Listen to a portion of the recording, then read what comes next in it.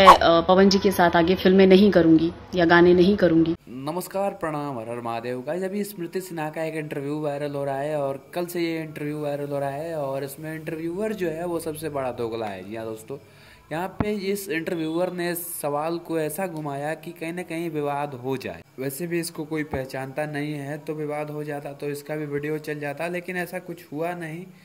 कुछ लोग इस पर वीडियो बना रहे हैं और बहुत वीडियो नहीं बना तो मैंने सोचा कि मैं बना देता हूँ। तो बात करते हैं इस गाने के बारे में। तो इंटरव्यूअर ने ये सवाल पूछा स्मृति सिन्हा से कि पवन सिंह का गाना जो है वो रिलीज हुआ है और गाने पे बहुत अच्छी खासी प्रतिक्रिया मिल रही है, और गाना आपको कैसा लगा। इस पे स्मृति सिन्हा ने पहले तो कहा कि गाना बहुत अच्छा बनाया गया है और पवन सिंह स्त्री 2 को लेकर गाना गाए, लोग इसके ऊपर रिएक्शन दे रहे हैं। स्मृति सिन्हा किस तरीके का रिएक्शन है? इसमें कंट्रोवर्सी क्या है? नहीं, लोग कह रहे हैं कि पवन सिंह ने लकीर खींच दिया, इसी पर लोग रगेंगे। पवन सिंह का पक्ष, एक फैंस का अलग पक्ष आ रहा है, खेसारी जी का फैन का पक्ष अलग आ रहा है। लेकिन यहाँ पे इंटरव्यूअर ने सवाल घुमा दिया कि इसमें विवाद हो रहा है।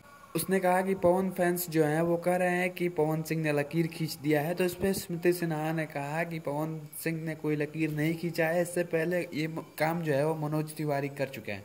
तो मैडम आपको बता दें कि मनोज तिवारी जो गाना गाए हैं वो गाना वेब सीरीज में गाए हैं, ना कि कोई फिल्म में गाए हैं, और वेब सीरीज और फिल्म में बहुत बड़ा अंतर होता है।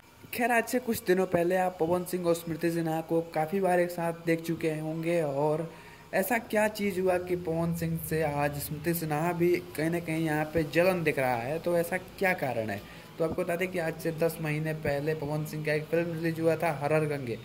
हरर गंगे के ट्रेलर को जब आउट किया गया था तो स्मृति सिन्हा ने कहा था कि मैं पवन सिंह के साथ कभी भी काम नहीं करूंगी। यहाँ पे जो मेकर्स हैं वो इस फिल्म में स्मृति सिन्हा का जो ट्रेलर होता है उस ट्रेलर को आउट करते समय बहुत ही छोटा सा पार्ट रखे थे इस ट्रेलर में, और कहीं ना कहीं इसी पे स्मृति सिन्हा खिसिया गई और बोली कि मैं पवन सिंह के साथ अब काम नहीं करूंगी। और तब से इन दोनों का कोई प्रोजेक्ट, कोई फिल्म या कोई गाना हमें देखने को नहीं मिल रहा है। वैसे आपका इस वीडियो के बारे में क्या ख्याल है? अपनी राय कमेंट में जरूर बताना, और आप इनके इंटरव्यू के बारे में और इनके दिए गए जवाब के बारे में क्या सोचते हैं अपनी राय कमेंट बॉक्स में जरूर लिखना। मिलते हैं अगले वीडियो में, तब तक के लिए जय हिंद, वंदे मातरम।